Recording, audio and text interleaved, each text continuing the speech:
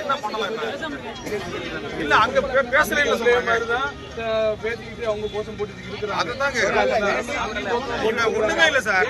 Sir ஒரு நிமிஷம், நான் ஜாக்டோஜனுடைய மாநில ஒருங்கிணைப்பாளர் தான்.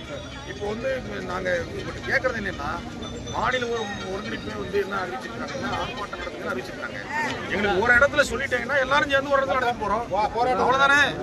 இதுல நாங்க உங்களுக்கு இடைஞ்சல் பண்றதுக்கும்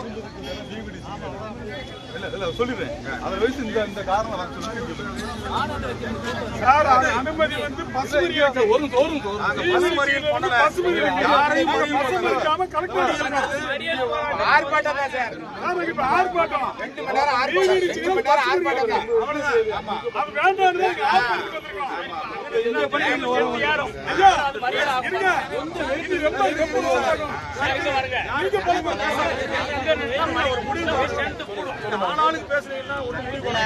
எங்களை பேச்சுவார்த்தை நடக்குது, நீங்க உள்ள வராதீங்கன்றாங்க, வெளியே நிக்கிறோம்.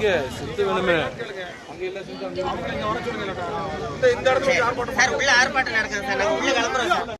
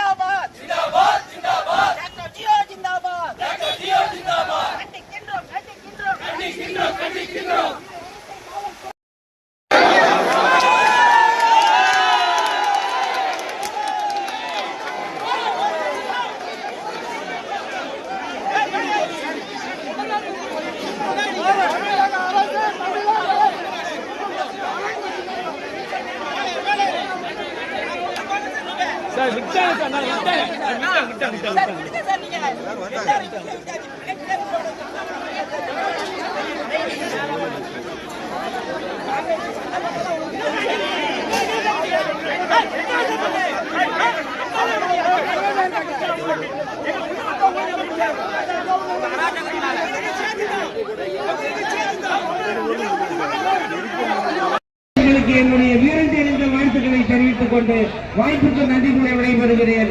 நன்றி, வணக்கம். பெண் தோழர்கள் எல்லாம் முன்னுக்கு சொல்லுவாங்க.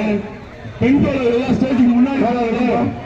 அடுத்து பிஎஸ்என்எல் டிஓடி ஓய்வூதியர் சங்கத்தினுடைய பெண் தோழர்கள் முன்வரிசைக்கு வருமாறு கேட்டுக் கொள்ளப்படுகிறார்கள். மாநில தலைவரும் நகர தொழிற்சங்கத்தினுடைய கன்வீனருமான அருமை தோழர் ஞானசேகரன் அவர்கள் பெண் தோழர்கள் முன்வரிசை வாங்குவார். அதற்கு பின்பாக ஆண் தோழர்கள் அணிவகுப்புமாறு கேட்டுக் கொள்கிறோம். அதாவது நம்ம கூடியிருக்கிறது நம்முடைய கோரிக்கை நிறைவேற்ற வேண்டும். இந்த அரசு உடனடியாக இந்த கோரிக்கையை நிறைவேற்ற வேண்டும்.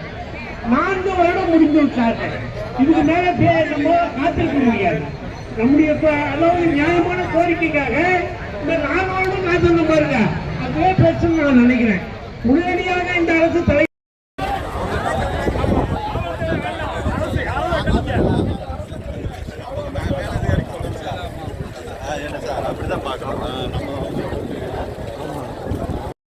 என்னுடைய வீரன் தெரிந்த வாழ்த்துக்களை தெரிவித்துக் கொண்டு வாய்ப்புக்கு நன்றி கூற விடைபெறுகிறேன். நன்றி, வணக்கம். பெண் தோழர்கள் எல்லாம் முன்னுக்கு சொல்லுவாங்க. பெண் தோழர்கள் எல்லாம் ஸ்டேஜுக்கு முன்னாடி.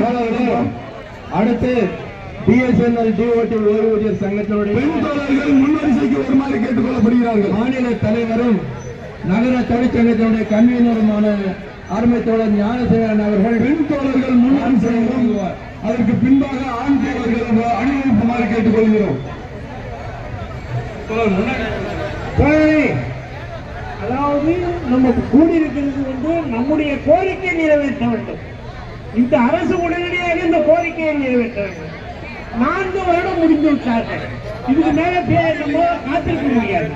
நம்முடைய அதாவது நியாயமான கோரிக்கைக்காக இந்த 4 வருடம் காத்திருந்த பாருங்க, அதுவே பிரச்சனை நான் நினைக்கிறேன். உடனடியாக இந்த அரசு தலை